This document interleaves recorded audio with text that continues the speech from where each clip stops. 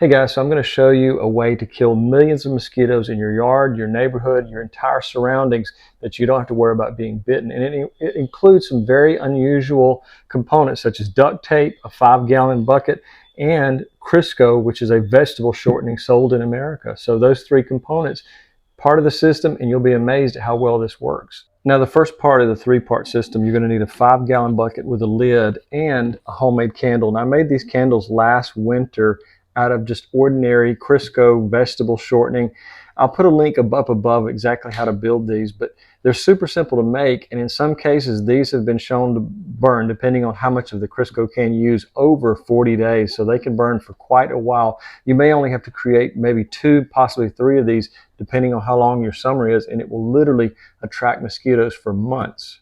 So this bucket is the most important part of the three-part system. This bucket, once everything is set up, will attract mosquitoes, and you can literally kill generations of mosquitoes, which quickly add up to millions and millions of mosquitoes in your yard and even in your neighbor's yard, possibly the whole neighborhood. Now the reason we've drilled the holes in the side of the bucket, we want to make it easy to access for the mosquitoes to be attracted to our system here, our CO2 emitter. So this requires no electricity, no chemicals or anything like that. But what we're going to do is, now that we've got the holes drilled, what we want to do is we'll take our candle, and I believe this has already got the lid off. We'll take our Crisco candle and put it right in the center. Now this candle is in a mason jar. I wouldn't recommend leaving, if you're going to make a Crisco candle, don't leave it in the container. A lot of those containers are no longer metal. They're actually made out of plastic, and as it burns down, it will get lighter and lighter, and it could tip over and set your bucket on fire. So make them out of mason jars, something really heavy, even if it goes all the way down, because this is going to be sitting in about 2 to 3 inches of water. We'll put this right in the center of our bucket. We're going to put in about 3, maybe 4 inches of water, and then we're going to put mosquito dunks in the water. Now these will last up to 30 days, so you may have to throw an extra dunk in there. You don't have to buy the specific brand. This is a generic brand that I bought off Amazon. I'll put links to these because they were a lot cheaper.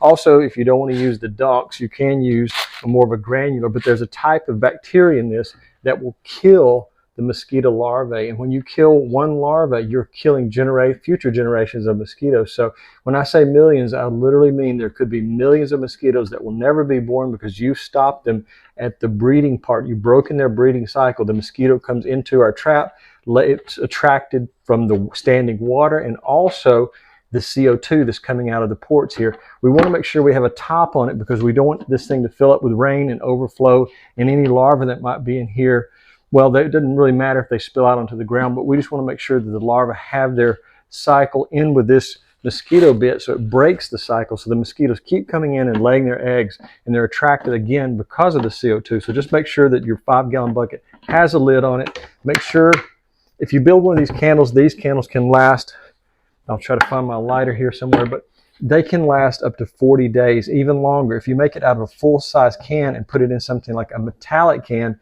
you're talking 40, maybe even up to 60 days. Now, the reason you want the holes drilled up high, if you drill them down low and a gust of wind comes through, it could blow it out. So as your candle is sitting a little bit lower in there, the wind can pass through without extinguishing your candle. Now, one last thing about candles. I built this candle also out of a mason jar, and I took some just vegetable oil and I put in what I call a forever wick. It's made out of plumber's felt, and it will just burn for quite a long time, but I don't think it actually lasts as long as the Crisco candle. I think the Crisco candle works better, it lasts longer, and for me it was actually cheaper to build this. So depending on what type of candle you want to build, this one actually, I don't know if you can see it, but there's a piece of copper tubing that I put in there to help it burn longer. I need to get the wick wet, that's why it went out, but if we wet the wick, it will draw it up even faster. But I would opt for this type of candle over the old-fashioned I did I guess that was last winter, maybe December or January. But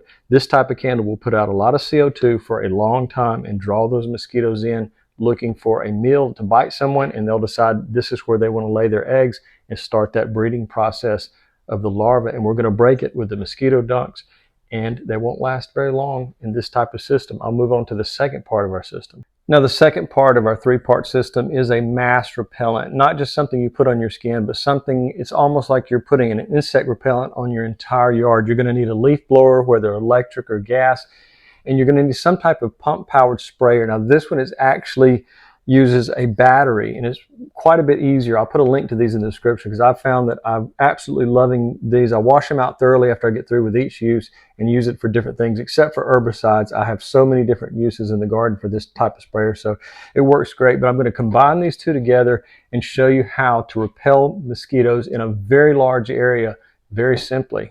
Now, if you don't want to buy something this large and you want to use something quite a bit smaller, this I believe was $10 on Amazon, and you can use something like that. The most critical component is you want to make sure it's got a long hose like this coming out of the pump sprayer. This is just completely manually powered. There's no battery, and you're just going to need a long one like this so you can reach very comfortably from where you're going to be at. I'll show you how to put this together. So you're not limited to an expensive sprayer like this. You could do something as simple as this, adding it to your existing leaf blower.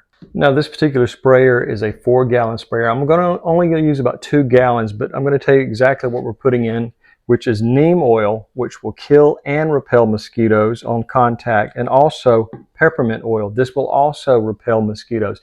Won't kill them, but the smell is so strong it will drive mosquitoes away as well as other insects. But we need about 4 to 6 tablespoons, depending on how many gallons we're using. I'm going to say about 6 tablespoons since we're going to have 2 gallons in there, 3 tablespoons per gallon, and about the same on the peppermint oil. This is going to be a really strong concoction, but one reason I like it so well is both of these are completely safe and completely natural. Neem oil is from the bark of the neem tree, and peppermint oil, everyone knows what peppermint is. This I bought on Amazon, and it's 100% pure. I'll put the links down in the description, but this is our 2 mass repellent things we're using. So let's get to putting this together. And the magic way we combine these is pretty simple. It's just common duct tape. Something my dad and my brother always laughed about was duct tape because it has so many uses, and so many people think that it's the miracle product. Now, this is really simple to put together. It just involves taping your wand to your leaf blower. Now, this is not a fogger, but although you can have someone come out to your yard and fog your yard, it's not cheap. And if you buy a professional fogger for mosquitoes, you're talking about up to $1,000. So this is something I've bought these forever, and they last forever. This particular brand has been one of my favorites. It's Husqvarna, and they last for so long, and I use the heck out of it. So I would say that a Husqvarna for me is the best product as far as leaf blowers. I've got 2 acres, and I can go through power equipment extremely quickly if it's not a quality brand. So I always recommend Husqvarna. I do occasionally use Stihl, but Husqvarna is my favorite. So let's attach the wand, and we'll move on to the next step.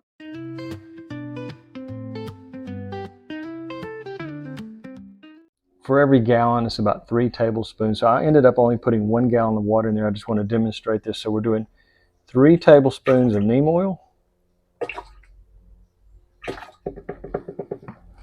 And that is what we talked about being a good killer once it comes in contact, and also a repellent. So it does actually double duty there. The true repellent is the peppermint oil. Although it won't kill them, the smell is so strong when you spray it. It's incredible. The entire area that you spray will have such a strong smell. So that is our peppermint oil. Per gallon, we're doing 3 and 3 tablespoons of each. We're going to start up our leaf blower, and I'm going to go out to an area where a lot of mosquitoes hang out in the yard, and I'll spray that area really quickly in a quick video, and we'll show you the third part of the 3-part system that will kill and eliminate and repel millions of mosquitoes.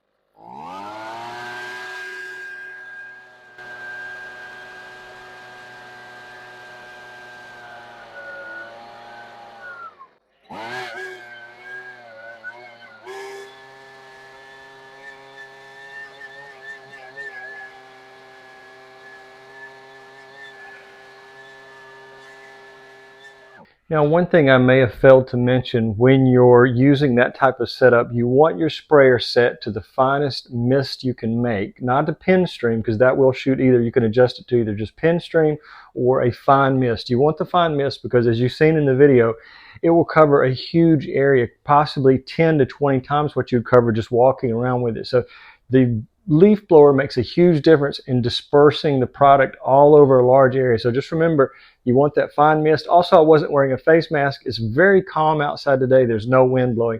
I would recommend, these are not highly toxic products, but you still don't want to breathe it in. So, you want to use a face mask and some eye protection. I've got my glasses, but again, the wind wasn't blowing today, so there's no issue. So just remember, use common sense when applying it to an area. We're not dealing with toxic chemicals, but it can be an irritant to the eyes and the lungs.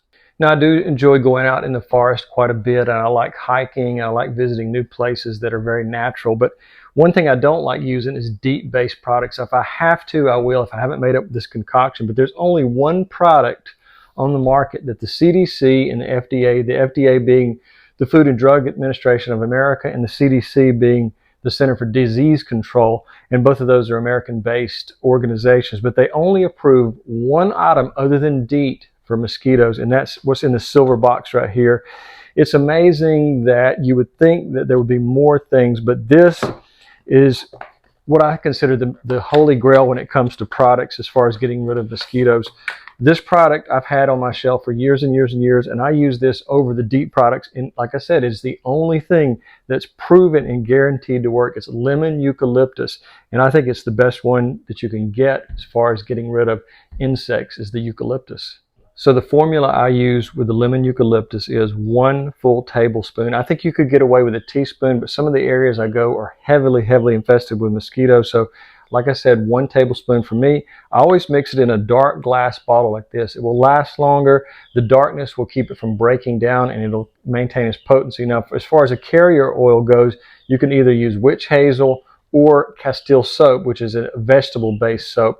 I usually use about 2 tablespoons of either one of these, and then I top it off with water. Each time I use it, I always shake it and make sure it mixes well. I think that's one thing a lot of people forget to do, because the oils can float to the surface. You spray it on, and what you're being sprayed from is the bottom, and it's not as concentrated. So a lot of people will say, oh, this didn't work for me at all. It's because you forgot to shake it. Always shake the bottle, turn it upside down, and make sure the oils are well mixed. I think the Castile soap helps with that more than anything. So maybe even doing a little bit of both of those, splitting that formula in half, will help it mix better. But that's the key to remember. Before you spray this on you, make sure you shake it well.